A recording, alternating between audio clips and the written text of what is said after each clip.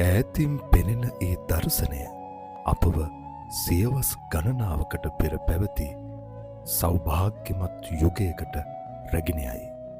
අපේ මුතුන් මිත්තන් සතු ඒ මහා තාක්ෂණය සහ ශිල්පීය ඥානය ගැන නිමක් නැති අභිමානයක් ජනිත වේ. මහනුවර තියෙන වැඩි දිනෙක නොදකපු තැනකට තමයි මේ රූපරාම මගින් ඔබව රැගෙන යන්නට හදන්නේ.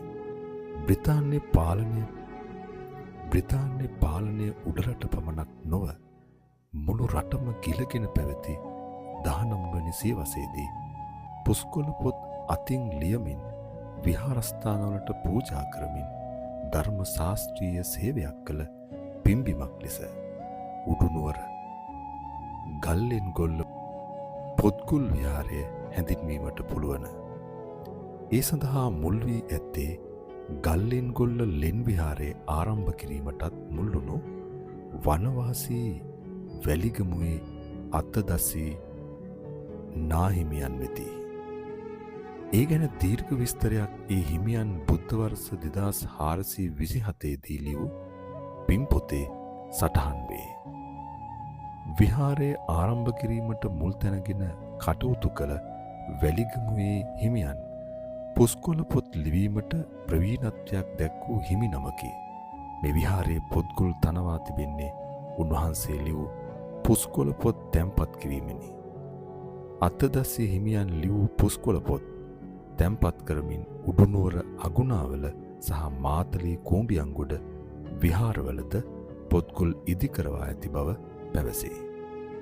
19 වෙනි සියවසේ බුරුමේ හෙවත් රාමඤ්ඤ දේශයෙන් උපසම්පදාවල් ලබාගෙන දකුණේ පිහිට වූ රාමඤ්ඤ නිකාය මධ්‍යම පළාතේ වර්ධනය කිරීමේ මූලස්ථානයක් ලෙසද ගල්ලෙන්ගොල්ල විහාරස්ථානයේ කටයුතු කොට තිබේ.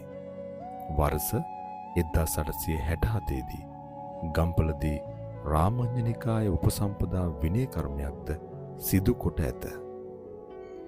මේ රාමඤ්ඤ නිකායට අයත් විහාරස්ථානයකි. විහාරයේ පිහිටා තිබෙන්නේ සුන්දර කඳුකර වටපිටාවක පිහිටි ලෙන් ඇසුරු කරගෙනය. මෙය උඩුනුවර පුරා විහිදී ඇති සින්දුරන් කන්දයි.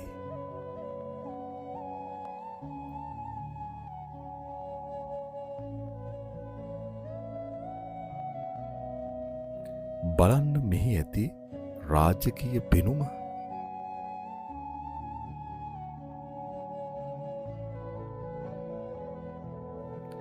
පැරණි රජමාලිගාවක් වගේ.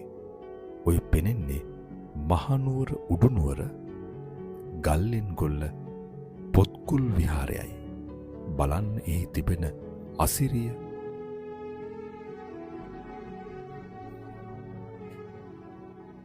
එහි ඇති ගාම්භීරත්වය. එහි ඇති විචිත්‍රවත් බව නිසා අපේ නෙත් සිත් පැහැරගන්නා ආකාරය.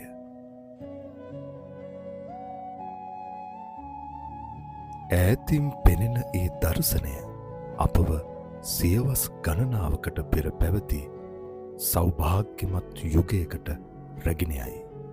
අපේ මුතුන් මිත්තන් සතු ඒ මහා තාක්ෂණය සහ ශිල්පීය ඥානය ගැන නිමක් නැති අභිමානයක් ජනිත වේ.